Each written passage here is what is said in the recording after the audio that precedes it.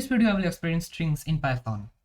Okay, so strings are just basically a sequence of characters using the syntax of either single quotes or double quotes. For example, hi Henry, I don't like sports.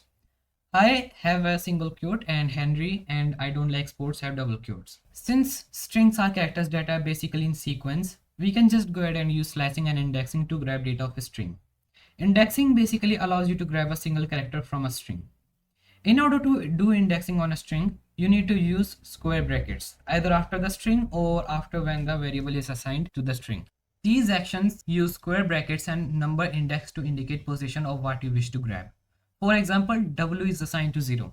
Also, the index position of strings in Python always start with 0. It's an important thing to note. Okay, so let's continue. W is assigned to 0, H is assigned to 1, A is assigned to 2, and T is assigned to 3.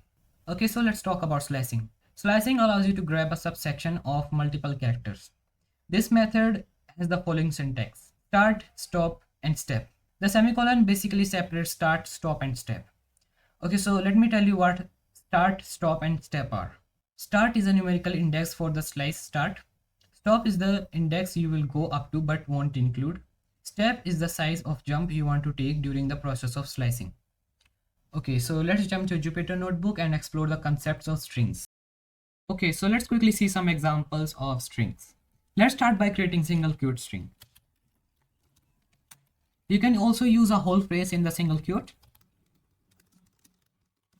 Now, I want to introduce you to a mistake that a lot of Python beginners do, including myself.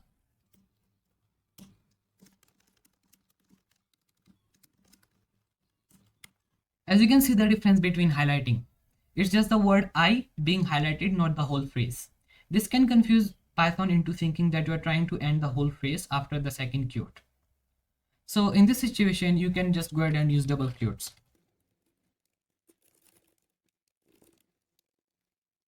And after executing this cell, you can see that everything is fine. So that's the difference between using single quote and double quotes in strings. Okay, now I want to mention that till now we have been just returning the string. Now let's actually try to print it out. That's why you still see those quotes even after executing the cell. Okay, so let's print it. Now I want to introduce you to something called the escape sequence. Escape sequence is a special command inside of a string which you can use to manipulate the output of a string. So let's see some examples of it here. As you can see, the output is nothing special, but now let's go and use the escape sequence.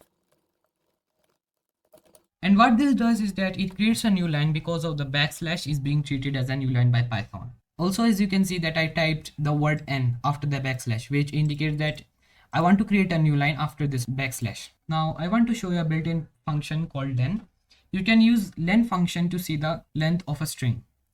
Okay, so let's see some examples of it here. Execute it.